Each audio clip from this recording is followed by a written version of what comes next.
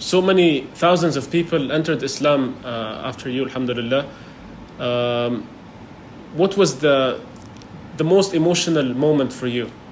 Like one specific story that affected you personally? That's right. Question is small, but the answer is big.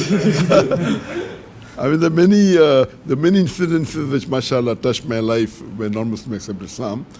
One of the unique was whenever I used to go to Dubai to give lectures, there was a person, Hindu by the name of Rahul. He used to, whenever I used to give public lectures, he used to ask me questions. And he used to ask me one of the most difficult questions. And he said that I know more about Islam than about the management that he was doing, or engineering I think he was doing. So his question was something which was different than the other questions.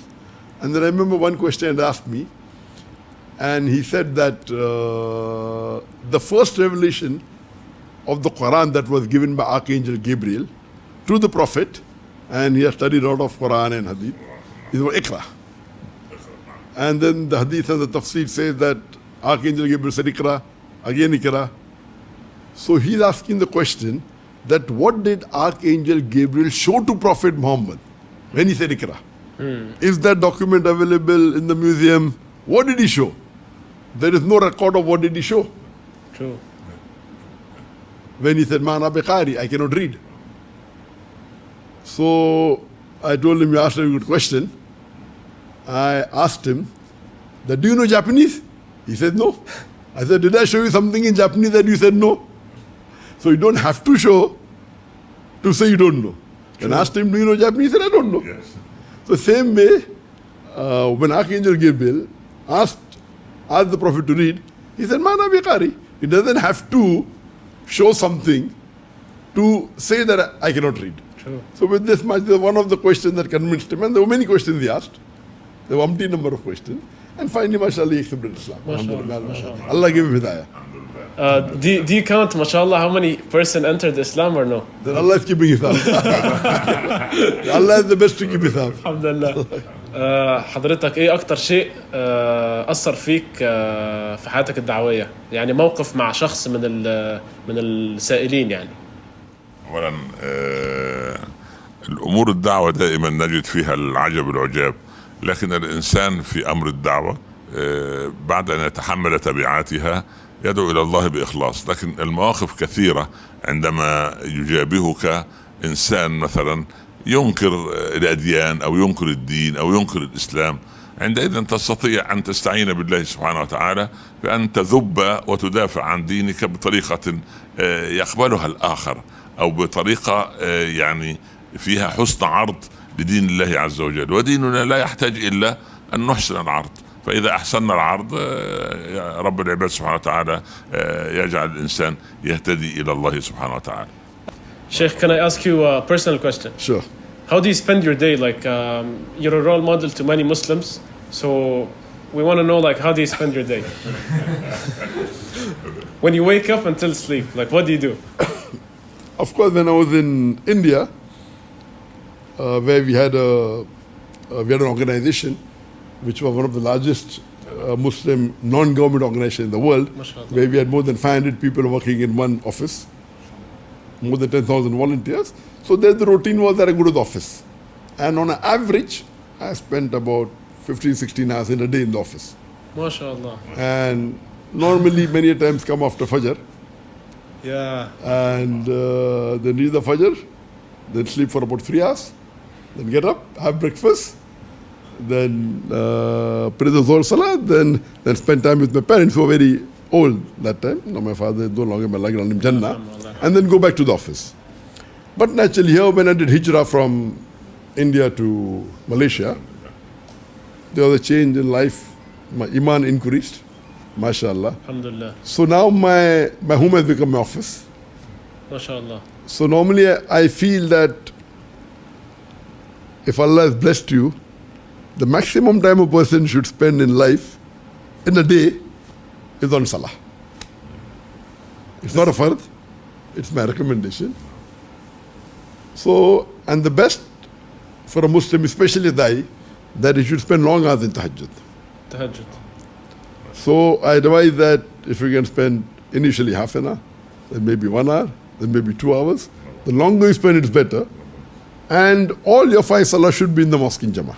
And how did you get to know your kids if you're working like 16 hours a day? That's very good. I believe in Venn diagram.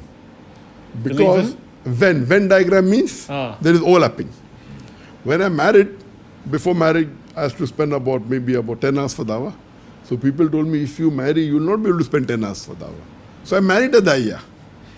Then I was spending 12 hours for dawah. But in that 12 hours, maybe 4 or 5 hours was with my wife. So when I had children, they say, you will not do dawah. So I opened an Islamic school. So I'm with my children doing dawah. And many a time when we go for lecture tours, whether it be to Mauritius, many parts of the world, Indonesia, all 5 of us give talks. Me and my son, they give talks among the general audience. MashaAllah. My wife and my 2 daughters exclusively in front of ladies. MashaAllah, MashaAllah. So we go out for lecture tour maybe about for 7-8 days. We extend for 2 days and we enjoy the beauty of that country, whether it be Indonesia, whether it be Malaysia. So it's more of a Venn diagram. MashaAllah. So it is 2 in 1 and that's the best. يعني العيلة كلها ما شاء الله، الزوجة للنساء وهو للرجال وحتى الابنة ما شاء الله تبارك الله. وعمليا الدكتور ذاكر نايك يمثل الآية الكريمة واجعلوا بيوتكم قبلة، فهو جعل بيته كله بالدعوة. وهكذا يجب أن يكون الدعاة يقضون كل أوقاتهم للدعوة إلى الله. دكتور ذاكر نايك بهذه الصورة بيجعل هو وأفراد أسرته كله دعاء إلى الله سبحانه وتعالى. ودائما نحن ندعو له بظهر الغيب دائما بالتوفيق والحفظ. وأنا يعني كما قلت أضع في الدعاء في كل صلاة لي أن أدعو له أن يحفظه ويحفظ أبنائه وأسرته، لأنه عبارة عن معلم كبير من معالم الإسلام والدعوة إلى الله سبحانه وتعالى. وهو يدعو إلى الله على بصيرة ووضوح وبأسلوب هادئ وبسيط وليس عدوانيا، لكن العالم إياه هو الذي يقف بعدوانية ضده. نسأل الله السلامة إن شاء الله، ربنا يحفظه من كل سوء. شاكرين فضل دكتور ذاكر نايك، وأنا يعني very glad to see you today. and إن شاء الله ندعو لك وللأسرة الكريمة بإذن الله. ربنا يحفظكم من كل سوء ويطرد عنكم الشياطين الإنس والجن ويوفقك دائما لما تصنعه. ونحن دائما اعلم أن لك إخوة في العالم كله وأنا من أولهم. أنا منبهر بطريقة دعوتك، أتعلم منك الكثير، أدعو لك بالخير، ربنا يوفقك للخير دائما إن شاء الله. لو حضرتك تصف الشيخ ذاكر في كلمة واحدة. لو رآه النبي صلى الله عليه وسلم لسر به. يعني لو رآه الرسول لكان سعيدا به. هذا من عينات الإخلاص التي تسير على قدمين، ولا أزكي على الله. Sheikh Dhakar, if you were to describe Dr. Omar in one word, what would you say? One word is difficult.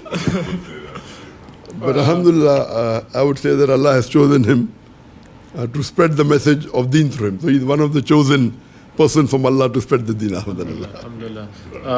What he said about you, he said, if the Prophet was to see you, he will be very glad. Alhamdulillah. جزاك الله كل خير.